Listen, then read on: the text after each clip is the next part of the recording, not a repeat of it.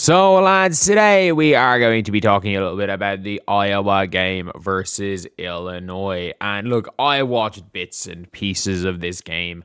This was a demolition job by Iowa. Illinois did bring it back while Iowa unloaded their bench. Iowa did unload their bench pretty early, if we're being real. You could definitely say it was a little bit too early because the game was a lot more dominant. It was a dominant win from Iowa. That's all I'll say. It was a dominant win. But in this game here, at least Illinois fought back. At least they fought back. So where is this game? It is here we go. So it was a 6-point game on the scoreboard. Obviously, you're thinking with this, oh yeah, shit, this is a really, really close one. But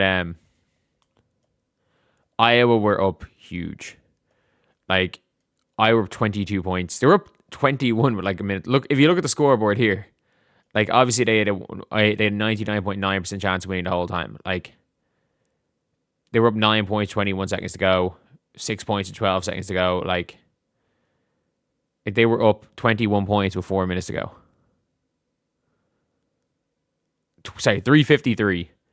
And after that point, they just started chipping away. And Iowa, to be fair, Iowa did lose a 20-point lead in 4 minutes or something against Maryland, which they ended up winning. Where I made a video. They won in overtime, which is kind of crazy. But if we're going to be real here, this wasn't one of these games where Iowa played their players major minutes. Obviously Ava Hayden in foul trouble, but still 16 points. I think Ava Hayden's one of the most slept on players in college basketball. The fact that she wasn't an All-American is crazy. Iowa are going to be a top 2 seed, and she is by quite a lot the best player on Iowa this season. But Journey Houston, I'm still not that I don't think Journey Houston's this spectacular player. I think I don't think she's for example, if Stokey's not having a good game, I don't think Journey Houston is this absolutely elite level backup. She's not bad. She's not bad at all. And especially if you're moving Stokey to 5, it's a better option than playing Layla Hayes. Addie Deal is coming back down to earth, if we're being real. She had that kind of purple patch, and she's kind of come back down to earth. Still being okay. And she's been okay, but if you guys haven't seen, in terms of look at her game log here. So she ended up getting the starting spot from Taylor McCabe, but there was that spell where it was 18-8, 2 in overtime, then 20. It was that kind of 4 game, and I know it's kind of a purple patch, but you can't really call it a purple patch. But it's this was a massive win. These were massive wins here in close games. These are 2 games that they don't win without her. And in this overtime game, I think she hit a big shot in that overtime or in that game on stage. But the Michigan State game, 8 points in 15 minutes was great. But since then, she's not been ideal. This isn't an Ava Hayden situation from last year, where I think a lot of people tried to compare the two of them. They're oh yeah, when Ava Hayden got her chance. And that's what I think a lot of people thought was happening when she got a little bit more of a chance, and then suddenly she started putting up big numbers. But it really was a 4-game purple patch. If you look at Ava Hayden last year, Ava Hayden was single digits, DNPs sometimes, and then from the start of the Big Ten tournament, it was 6 points in 8 minutes, 11 and 12 minutes, 10 and 15 minutes, 15 and 17 minutes, and then only played 11 minutes against Oklahoma. But Iowa are in a good spot. The weird thing is this Oklahoma team are better. They're better this year, aren't they? They should be better. I actually thought Oklahoma were one of the best teams in the nation coming into the year. If you look at the team last year, they had Reagan Beers, Peyton Verhulst. They have Aaliyah Chavez this year as well. But this was a massacre. I remember watching this game and I'm holy shit, what's going on? What is going on? However, the likes of Ava Hayden stepping up, Hannah Stokey, these type of players are putting Iowa into a good position. Iowa are now likelihood is that they're facing Michigan. the likelihood is they're facing Michigan in the in the semifinal. Michigan are fairly comfortably winning as far as I'm aware right now. I think they were up big the last I checked. So who is winning these games? Michigan, I think they're up they're up 17. This was a close game for a while, but they're up 17.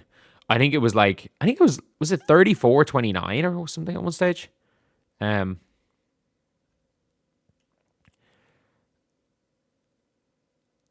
it was 33-29. And now it is 49-32. So, like, if you're going to go on a 16 to, well, they just said 3, but if you're going to go to a 16-3 run, it's going to be a tough one. But Michigan State versus Iowa. Iowa killed Michigan State. They absolutely killed Michigan State. I say not Michigan State, Jesus, Michigan. Michigan State are already knocked out. I do want to apologize if I've been calling them Michigan State. I really do want to apologize. It is 3:15 in the morning. I am exhausted. But Michigan. The thing with Michigan is like, the problem is that it's really difficult to, like, for Silas Swords and Olivia Olsen to play well together. Like, that's just tends to be what happens. Like, one of them plays well. It is very rare that both Silas Swords.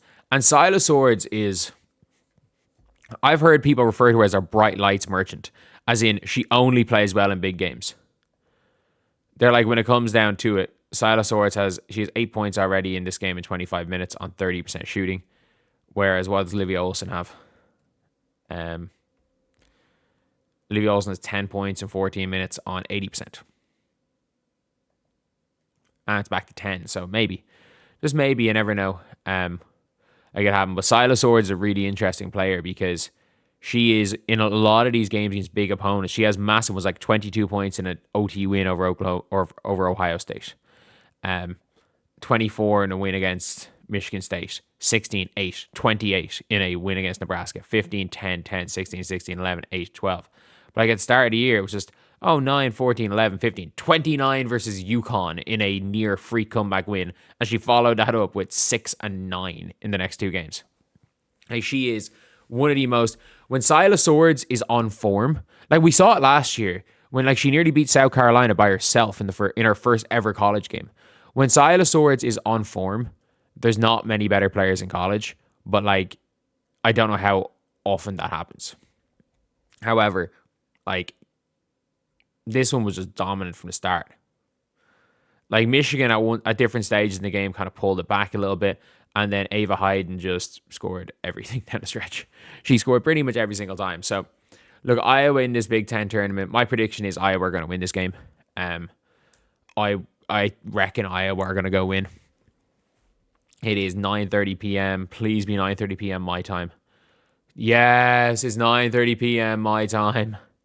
Thank God. I think, if I'm not mistaken, I think this is my time. So some of these games, let's see, tomorrow, Saturday, March 7th, 5 p.m., 9 p.m., 9:30 p.m. I think this is my time. I was going to check Iowa or UConn UConn women's basketball. Yes, it's my time. I don't have to stay up late to watch this game like I did today. But honestly, Iowa, dominant win. My expectation is they beat Michigan and then set up a tough game against UCLA, which I can't see them winning, but that should be a very interesting game.